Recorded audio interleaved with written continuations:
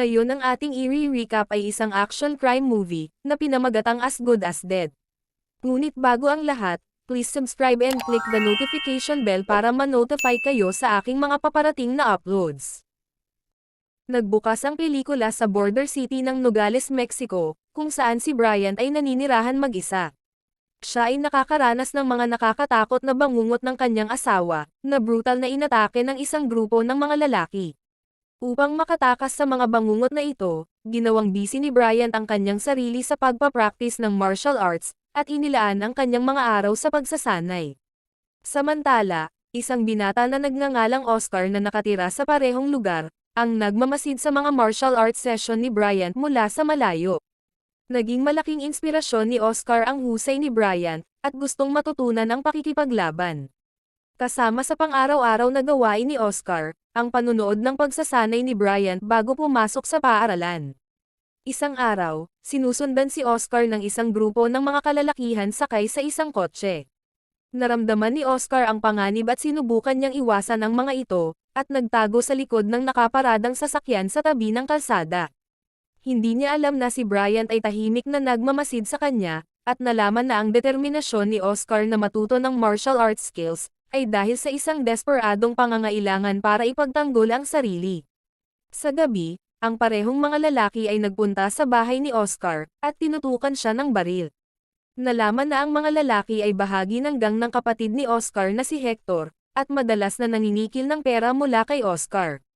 Sa kabila ng pagiging inosente, sumunod si Oscar at ibinigay ang kanyang pera ng walang pagtutol. Kinaumagahan, bumalik si Oscar sa training field at hinanap si Bryant. Laking gulat ni Oscar nang lapitan siya ni Bryant, at inaanyayahan na sumali sa kanyang training. Ang masayang-masaya na si Oscar, ay nagsimulang matuto ng mga defensive moves mula kay Bryant. Iniaalay niya ang kanyang sarili sa pagsasanay, upang magkaroon ng kumpiyansa, at ma-improve ang kanyang kakayahan. Sa loob ng ilang linggo, ang takot ni Oscar sa mga miyembro ng gang ni Hector ay nawala, at nagkaroon ng tapang na humarap sa kanila. Sa susunod na eksena, hiniling ni Oscar kay Bryant na mag-set up ng underground fight, para subukan ang kanyang mga bagong natutunan na mga kakayahan. Gayunpaman, tumanggi si Bryant at binigyang diin, na ang mga itinuro niya kay Oscar ay para lamang sa self-defense, at hindi sa mga propesyonal na laban. Nang marinig ito, nagalit si Oscar at umalis sa lugar. Paalis na si Oscar nang nakita niya si Hector, kasama ang grupo ng mga kaibigan, na naghihintay sa kanya. Tuwang-tuwa na nakitang muli ang kapatid, nilapitan ni Oscar si Hector at niyakap. Habang nag-uusap sila, dumating si Bryant sa eksena, at naramdaman ni Hector ang isang hindi pamilyar na presensya at naghinala. Tinanong niya si Oscar tungkol kay Bryant, kung siya ba ay isang alagad ng batas. Bilang tugon, tiniyak ni Oscar sa kanyang kapatid, na si Bryant ang kanyang martial arts teacher, kaya wala itong banta. Si Hector na isang gangster, ay laging umaasa na sasali si Oscar sa kanyang mga kriminal na gawain, at nagpahayag ng kanyang pagnanais na maging bahagi ng kanyang mundo, ang kanyang nakababatang kapatid. Gayunpaman, gusto ni Oscar na mamuhay ng normal, at lumayo sa criminal underworld. Sa kabila ng kanilang magkaibang landas, inimbitahan ni Hector si Oscar sa isang party, upang ipagdiwang ang kanyang pagbabalik. Nag-alangan man sa umpisa, ngunit si Oscar ay sumang-ayon din at sumakay sa kotse ni Hector, upang sumali sa kasiyahan. Lumipat ang eksena sa isang bar, kung saan si Hector at ang kanyang grupo, ay nagsasaya sa piling ng mga babae. Gayunpaman, pakiramdam ni Oscar ay hindi siya kabilang sa lugar, at inihayag ang kanyang pagnanais na umuwi. Napukaw ang interes ni Oscar matapos sabihin ni Hector, na dalhin niya ito upang masaksihan ng isang underground fight. Pagkaraan ng ilang sandali, ang grupo ay abala sa panunood ng isang pustahan ng underground live fight. Ang referee ay nag-anunsyo ng isang mapang-akit na premyo na $10,000, para sa sino mang makakatalo sa kanilang champion fighter, na kilala bilang The Collector. Si Oscar na inspired sa kanyang kamakailang pagsasanay sa martial arts, ay nagpasya na pumasok sa ring, na labis na ikinasorpresa ni Hector. Gamit ang mga diskarte sa pakikipaglaban na natutunan niya kay Bryant, mabilis na natalo ni Oscar ang The Collector, na ikinagulat ng lahat. Kinuha ni Oscar ang premyong pera, at ngayon ay may kumpiyansa na, at hindi na natatakot sa mga kasama ni Hector. Lingid sa kanilang kaalaman, may isang tao na nag-record ng laban, at nag-upload nito sa internet. Samantala sa Orange County, California, nakatanggap ng emergency na tawag ang isang criminal lawyer na si Piro, at pinadalhan siya ng video ng underground fight ni Oscar. Nagulat si Piro sa kanyang nakita, at agad na nakipag-ugnayan sa kanyang boss, ang criminal kingpin na si Sonny Kilbane. Kahit nakakulong si Sonny, ay hawak pa rin niya ang malaking kapangyarihan sa loob ng bilangguan. Ipinakita ni Piro ang video ng laban ni Oscar kay Sonny, na parehong namangha sa estilo ng pakikipaglaban nito. Pagkatapos ay inutusan niya si Piro na hanapin si Oscar, at simulan ang pagsisiyasat sa pagkakakilanlan ni Brian, na pinaghihinalaan nilang maaaring siyang nagturo kay Oscar.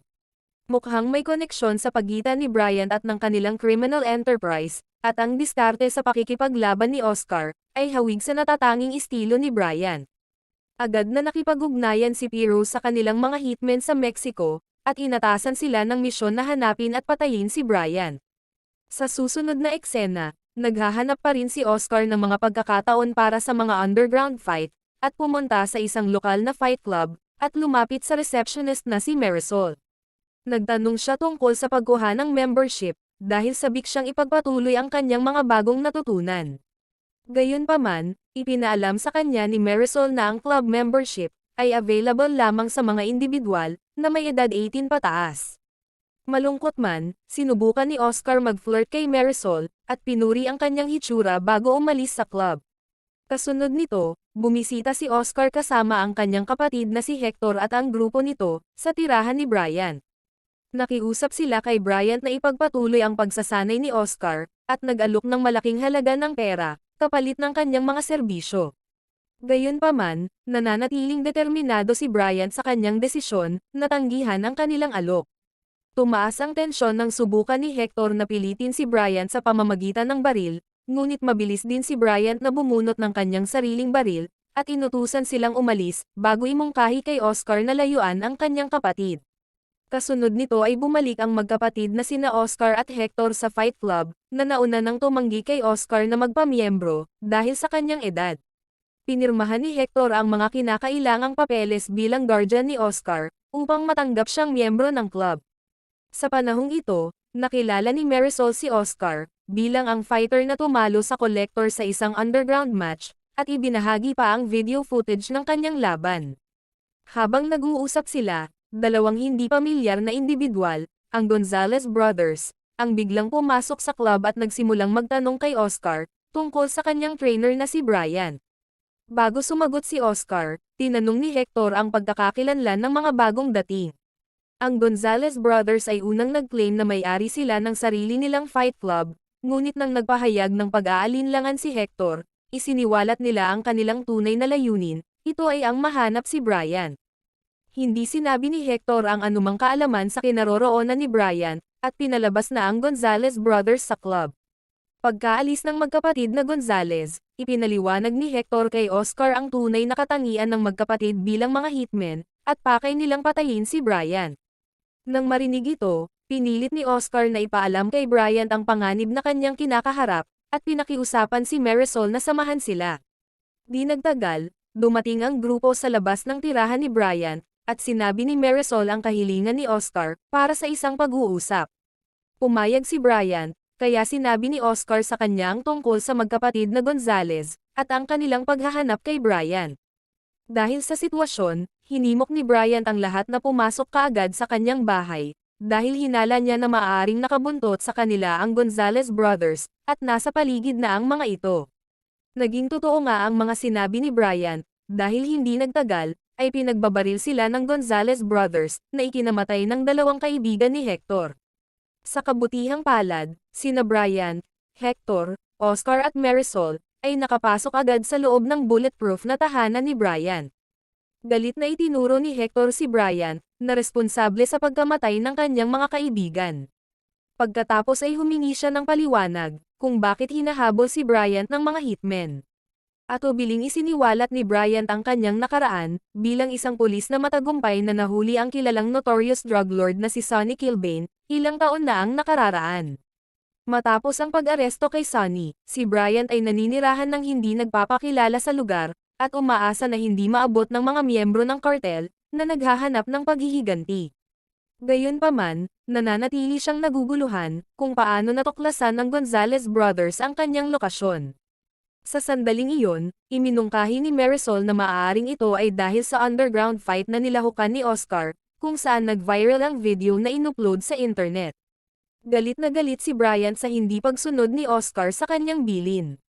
Inutusan niya si Hector na dumaan sa bintana sa loob ng ilang minuto, bago lumabas ng bahay. Sa labas ng bahay, nagtago si Bryant sa likod ng ilang mga palumpong, habang nakatutok ang kanyang pana sa isa sa mga Gonzalez Brothers. Kasunod ng utos ni Brian, dumaan si Hector sa bintana, para ilihis ang atensyon ng magkapatid. Sa pagkakataong ito, pinatay ni Bryant ang isa sa Gonzalez Brothers, gamit ang kanyang pana. Lingid sa kaalaman ng pagkamatay ng kanyang kapatid, ang isa naman ay dala ng mapaghiganting determinasyon, ay lumapit sa tirahan ni Bryant at sinimulang buhusan ng gasolina, at balak na sunugin ito. Gayunpaman, bago niya maisakatuparan ang kanyang plano ay hinarap siya ni Bryant, na humantong sa isang matinding suntukan. Binuhusan siya ni Bryant ng gasolina, habang tinanong ang impormasyon tungkol sa kanilang employer. Ang matigas ang ulo na hitman ay tumangging magbunyag ng anumang detalye, at sa isang hindi sinadya ngunit desperadong aksyon, ay nasunog niya ang kanyang sarili. Sumunod na pumasok si Bryant sa bahay, at pinayuhan si Oscar at ang iba pa, na lumikas ng mabilis hanggat maaari. Hinala niya na maaaring ang Gonzalez Brothers ay tumawag ng reinforcements, at isang napipintong banta ang maaaring mangyayari. Pagkatapos ay ginabayan ni Bryant ang grupo sa isang tunnel, at hinimok sila na alagaan ang kanilang mga sarili, bago umalis. Sa gabi, tulad ng hinala ni Brian, isang grupo ng mga kalalakihan ang umatake sa kanyang tirahan. Gayunpaman, nagawa niyang makipaglaban sa mga ito at itaboy sila. Kinabukasan, dumating si Hector sa labas ng tirahan ni Brian para tingnan siya, ngunit nagulat sa nakita.